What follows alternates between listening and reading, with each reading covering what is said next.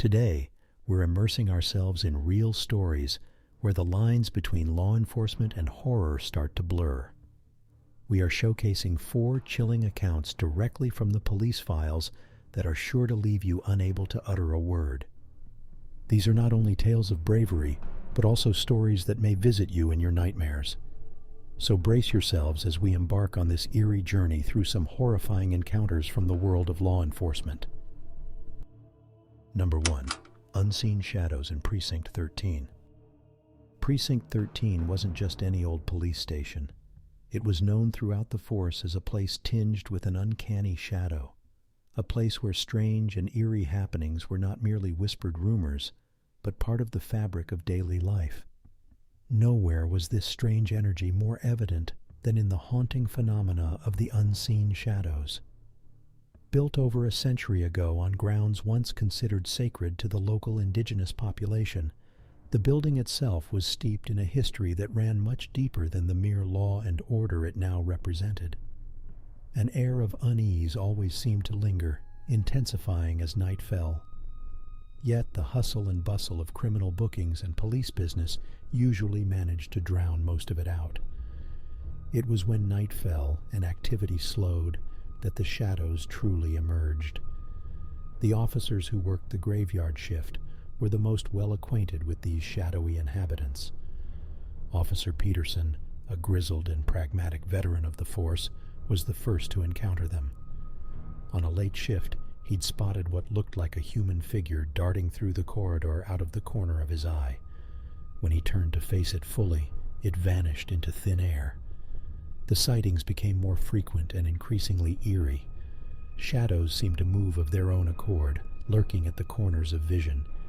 They cried out to those brave or foolish enough to listen, and became a constant unseen presence in the lives of the officers, making a place meant for order and reason feel deeply unsettling. Paperwork would go missing, only to reappear in strange places. Desk drawers would be found mysteriously open, as though rifled through by unseen hands. But no occurrence was as chilling as the time Sergeant Reed, a tough-as-nails cop with zero belief in the supernatural, came face to face with the shadows. It was late at night. Reed was alone in the briefing room when a cold wind swept through, despite the windows being tightly shut. Suddenly, the room plunged into darkness, and when the lights flickered back on, shadowy figures lined the walls, seeming to lean closer and closer towards him, before vanishing as quickly as they came. If Reed didn't know any better, he'd have said the shadows were trying to deliver a message. These inexplicable sightings couldn't be merely shrugged off as figments of the tired mind any longer.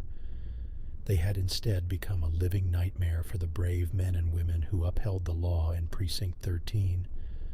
But one question still remains. What does the presence of these unseen shadows mean? A question that leaves a chill hanging in the shadow-infused air. Just another eerie night in Precinct 13, where the darkness is your closest companion.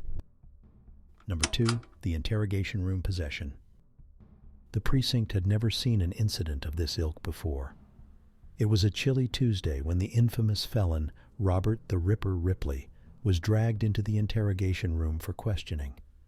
As soon as he was sat down and cuffed to the table, something felt awfully wrong.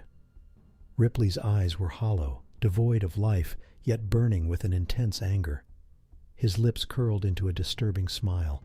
His voice was low as a whisper, but it spread a chilly silence in the room as he began to speak. Each word was so slow and calculated that it seemed to dance around the room before it reached your ears. The officers seeking to interrogate Ripley couldn't shake off the feeling of unease that had gripped them. One of them, Officer Davis, started the one-way mirror surveillance while Officer Lewis stayed behind to question Ripley. As Davis settled in, he noticed the distinct red glow in his peripheral vision. He turned around to see a circle of flickering crimson flames that were not emitting any heat. His heart hammered in his chest as he realized these flames were encircling Ripley's chair in the interrogation room. On the other side of the mirror, Lewis was left speechless by the sudden change in the room's atmosphere. He could see a dark shadow coiling around Ripley's body like a serpent, his eyes blazing like embers in the dimly lit room. Ripley's laughter echoed through the room as the serpent-like shadow wove itself around him. His grin could outshine the devil himself. He almost growled the words, "Your holding cells can't hold me, fools." In the blink of an eye, the flickering flames disappeared, the chair was empty, and the chilling laughter had ceased, leaving an eerie silence in the room. Ripley was gone. Lewis, shaking and shocked, stumbled against the table, crashing into the chairs. Davis rushed into the interrogation room, but it was as cold as ice and completely empty. No signs of Ripley, no signs of struggle, nothing. He turned to Lewis, his face a mirror image of the terror imprinted on his own. While Davis was reporting the inexplicable event, Lewis went to the table and picked up a cold, shiny object that Ripley had left behind, a shiny police badge with a snake slithering around it. It belonged to one of the missing officers who had last been seen tailing Ripley. A chilling realization dawned on them. They were not only dealing with an elusive felon, but also something beyond their understanding, something supernatural.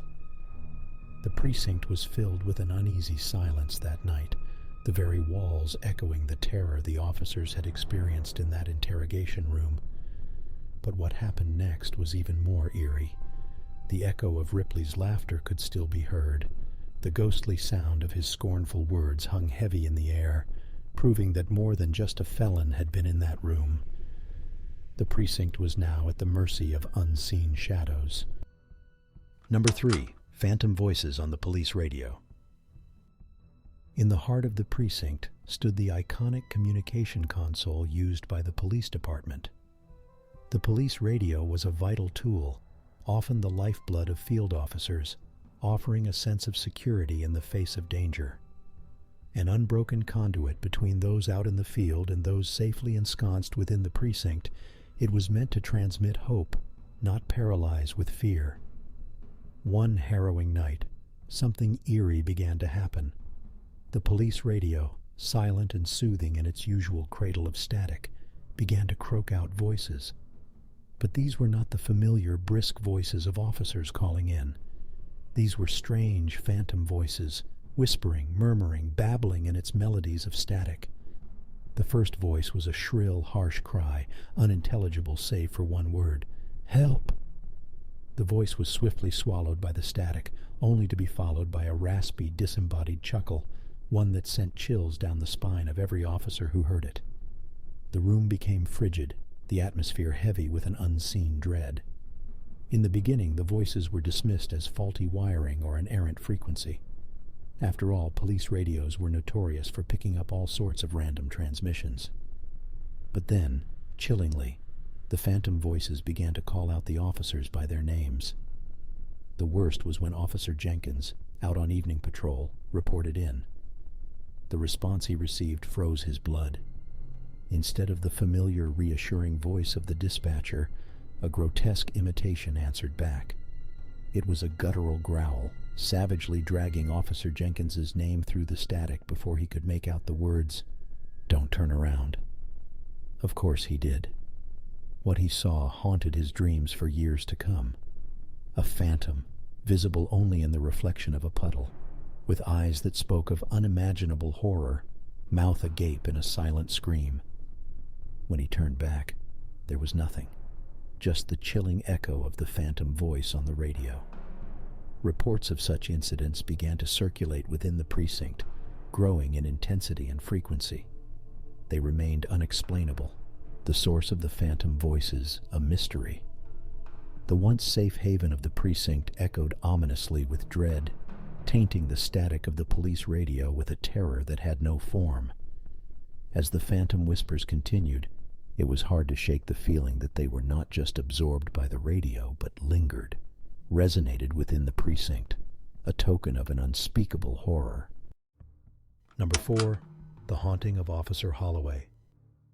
The evening shift had been going smoothly when Officer Holloway started to feel a strangeness crawling over him. It was a sudden chilling sensation that began to swirl around him like a gust of wind, only bone cold. He'd been out in his patrol car, cruising through the deserted streets of Precinct 13 under the silver glow of the moon. Everything seemed normal, too normal in fact, when suddenly the eerie sensation washed over him. He could almost hear the sinister whisper of something unseen, prowling about in the shadows. Every nerve in his body was on edge, hairs standing at the back of his neck, sensing danger that wasn't visible. Yet, he dismissed his feelings as nothing more than a product of his overactive imagination. Things started to shift out of the realm of normal when he returned to the station, still reeling from his unsettling experience. As he walked down the corridor, he noticed the lights flickering erratically, something they had never done before. Even the lockers, which usually stood silent and unmoving, seemed to groan and rattle. It was as if the precinct was becoming alive and hostile. Then came the sightings.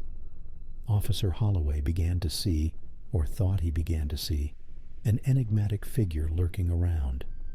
He'd catch glimpses of it in the reflective surfaces of the precinct, mirrors, glass doors, even the polished metal of his service weapon. It was like seeing an apparition in broad daylight, a spectral presence that lingered in the periphery of his vision. Yet every time he turned around to confront it, there was nothing.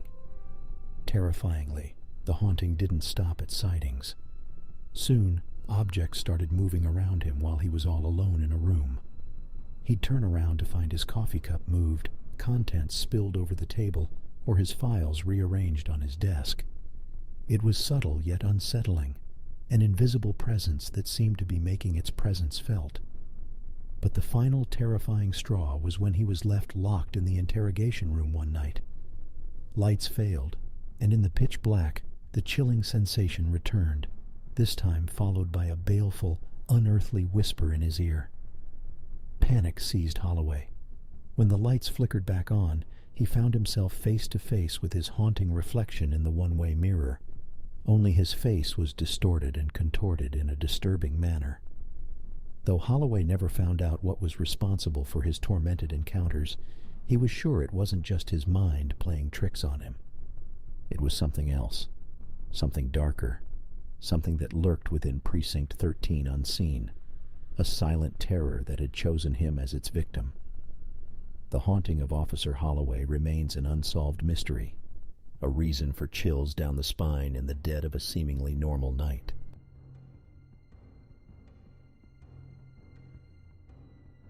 We've reached the end of yet another chilling collection of stories involving the brave men and women in blue experiencing things beyond our wildest nightmares.